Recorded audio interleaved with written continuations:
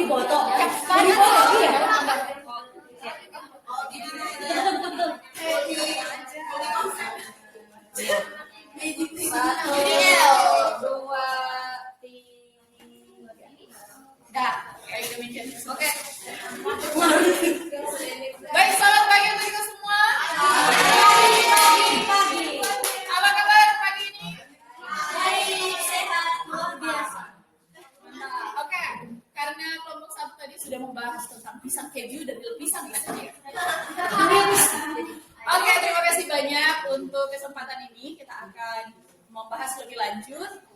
Seperti halnya yang sudah disampaikan oleh rekan-rekan di kelompok satu tadi, telah menyampaikan latar belakang, dasar-dasar kenapa UDL ini perlu, bagaimana UDL ini sebenarnya, dan kebetulan kelompok kami akan melanjutkannya, istilahnya melanjutkannya ya, karena kami tidak akan membahas lagi dasar-dasarnya atau latar belakangnya. Kami akan langsung pada pertanyaan dan solusi yang kami telah rundingkan. Nah, kelompok kami ada Lingga, ada Mbak Desi, Mbak Raimatul, Mbak Umi, dan saya. Saya tidak sendiri. Baiklah, kami akan membahas beberapa 3 indikator seperti halnya yang sudah didiskusikan oleh teman-teman sekalian. Mari kita melihat indikator ini. Kalau rekan di kelompok 1 telah menspesifikasikannya kepada level belajar tertentu. Untuk kelompok kami berpikir bahwa UDL ini dapat berperan di semua level. Jadi sebagai guru profesional nantinya adalah menjadi tugas saya dan teman-teman sekalian untuk adjust model pembelajarannya seperti apa. Dan berikut ini adalah hasil diskusi kami. Oke, pertama itu tentang menyusun iklan produk makanan. Jadi di kelas inklusi itu kan seperti kita tahu ada 2 tipe anak yang normal dan anak yang berkebutuhan. Jadi yang harus kita lakukan adalah dengan model pembelajaran simulasi. Kenapa kami menggunakan model pembelajaran simulasi? Karena untuk anak yang mempunyai kebutuhan, baik dia kebutuhan dalam penglihatan ataupun pendengaran, kita harus membuatkan spesifikasi dalam why-nya itu. Contohnya dalam iklan, otomatis kalau anak yang berkebutuhan tidak dalam mata, kebutuhan itu kayak low vision ataupun ya itu pokoknya totally blind. Ya, low vision and totally blind. Itu digunakan tidak bisa melihat kan, otomatis mereka menggunakan indranya yang lain. Anak yang mempunyai kebutuhan dalam mata itu harus merangsang mereka untuk mempunyai indera mereka yang lainnya itu bekerja, seperti mendengarkan, meraba tangannya, ataupun dari sense lainnya. Dari iklan kita menggunakan dengan audio. Contohnya kita langsung menarasikan, atau biasanya kan sekarang iklan itu udah high promotion kan. Jadi bisa berupa deskripsi, mendeskripsikan. Misalnya kayak kue cubit itu kecil tapi di luarnya halus. Saat kita menggigitnya dia akan melted. Ya kan? Itu pas kalian kepengen tuh. Itu adalah gunanya kita menggunakan model simulasi. Kedua,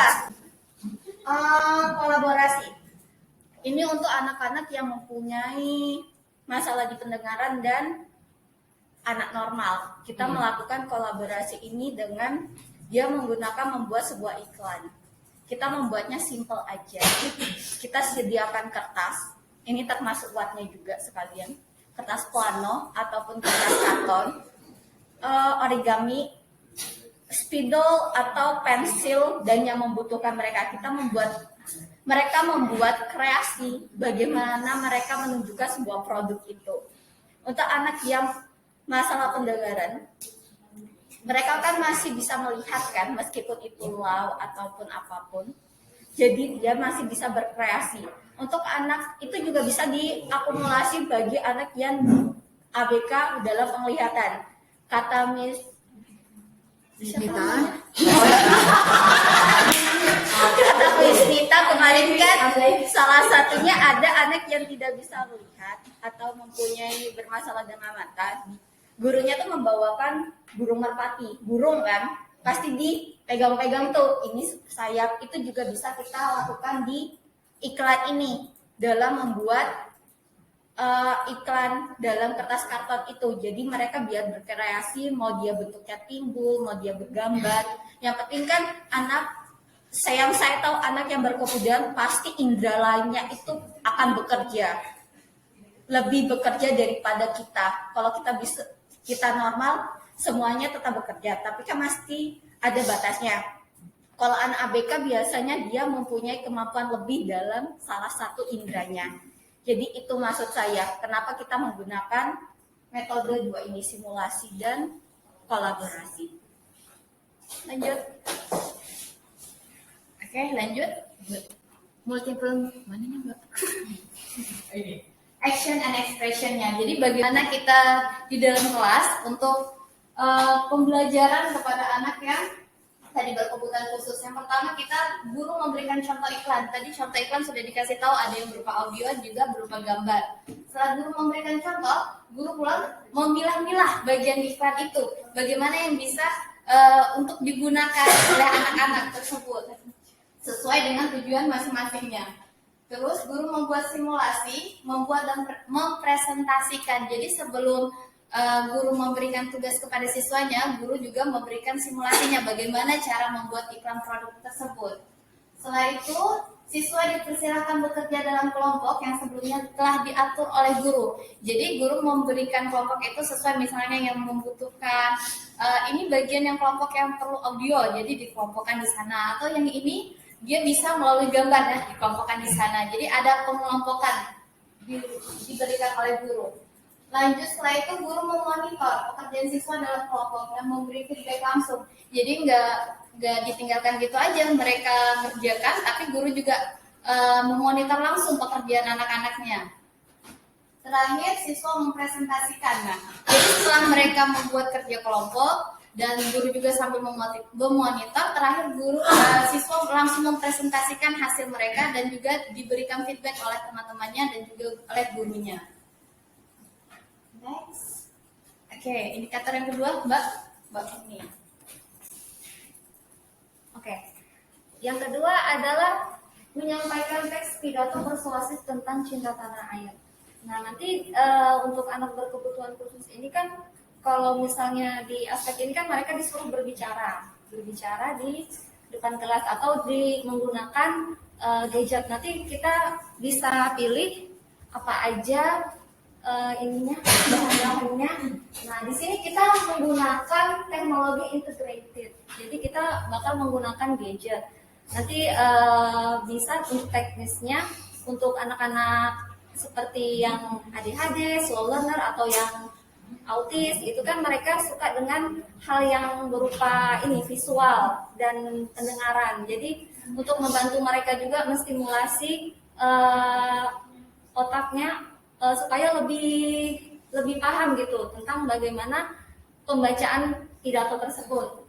Kemudian ini karena dia membaca teks pidato, maka metode yang kita gunakan adalah personal test. Jadi nanti satu persatu.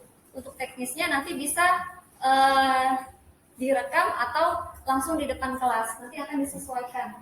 Kemudian nantinya kita akan menggunakan sosial media. Jadi untuk bagaimana caranya? Nah,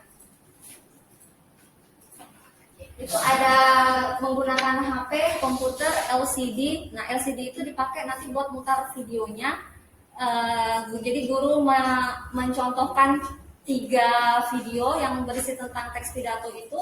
Nanti siswa itu disuruh memilih salah satu. Jadi dari video itu diputarkan satu persatu. Nanti untuk siswanya boleh memilih antara 3 itu. Kemudian terkait akun media sosial kelas. Nah, jadi nanti dalam satu kelas itu guru itu membuat satu akun, misalnya akun IG untuk kelas tersebut, untuk nantinya diupload hasil ininya, hasil rekaman mereka atau hasil pidato mereka. Oke, itu saja untuk penerapannya.